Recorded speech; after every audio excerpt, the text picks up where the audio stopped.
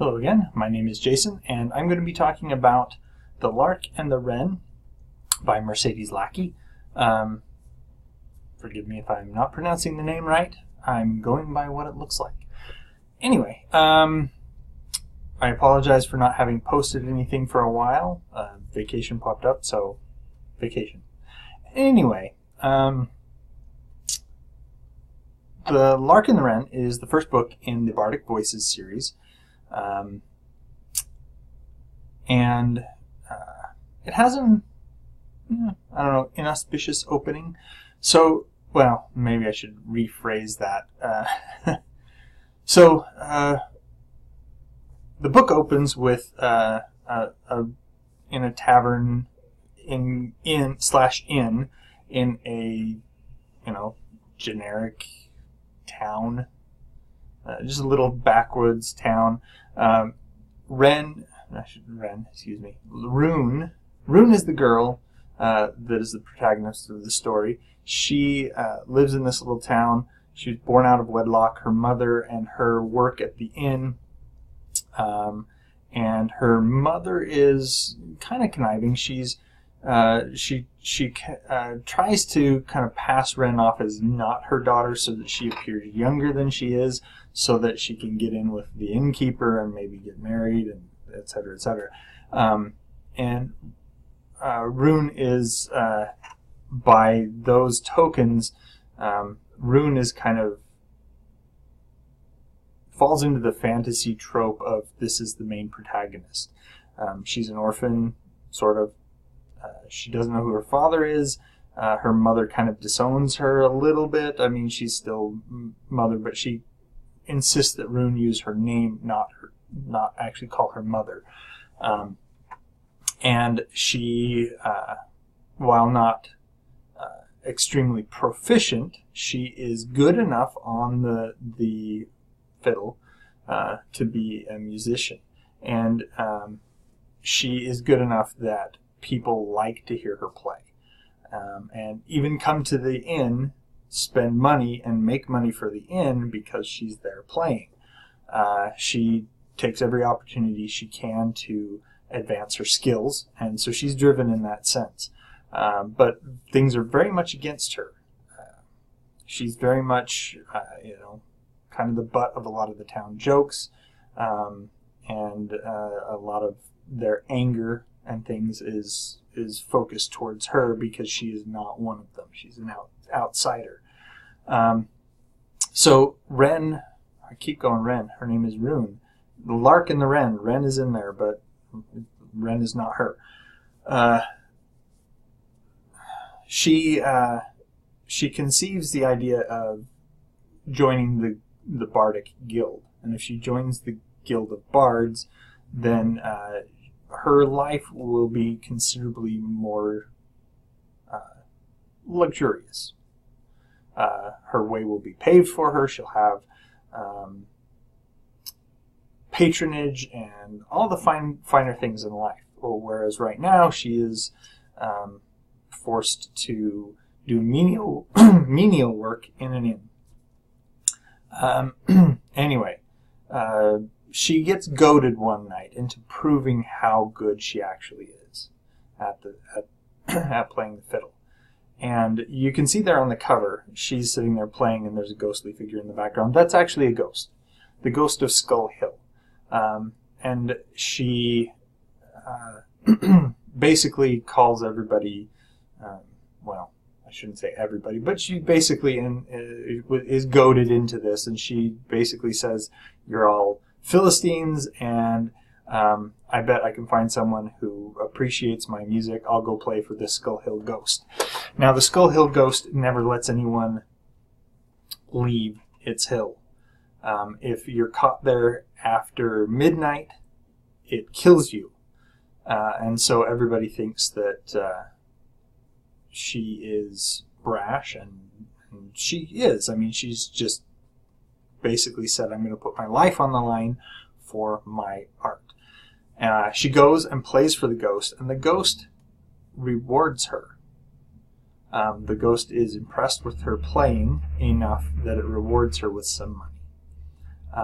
More money than Rune has ever seen in her life. And she takes this opportunity and runs away with it.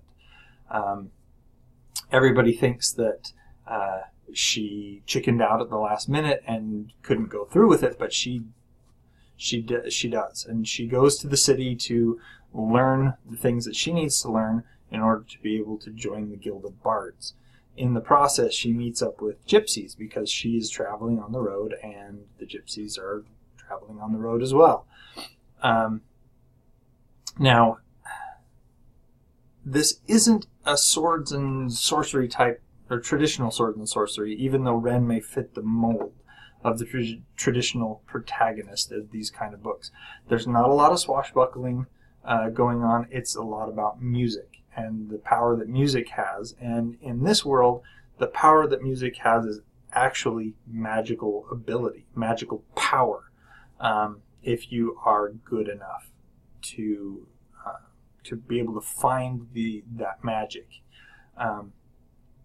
And so Rune gets an inkling of it in playing for the ghost, that she has this ability. She doesn't really catch on right then and there, but she gets the inkling that there's some power behind music.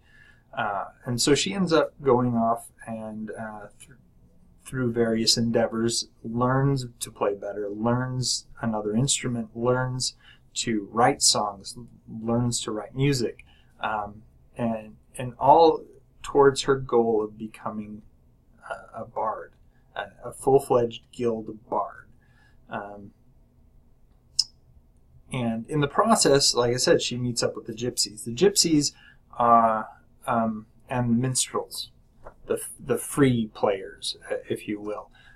They don't have quite the power that the Guild of Bards does, but they get around a lot more. They pass news. They have a very connected network. And she has various adventures with these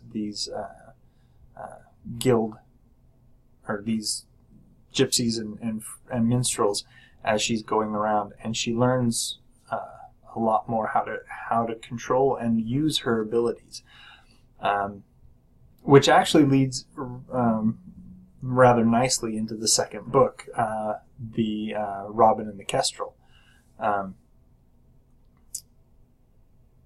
So in the passage of time throughout the book, this actually takes several years. She goes to school to learn to read, to learn to read music, to learn to write music. She doesn't just sit there and do nothing.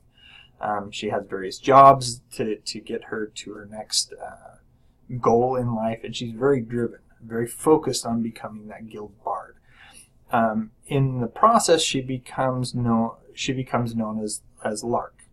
And as it says on the cover, there's the Lark and the Wren. Wren is another musician. He's a minstrel, and he takes Rune under his wing and teaches her and protects her. And eventually they deepen their relationship.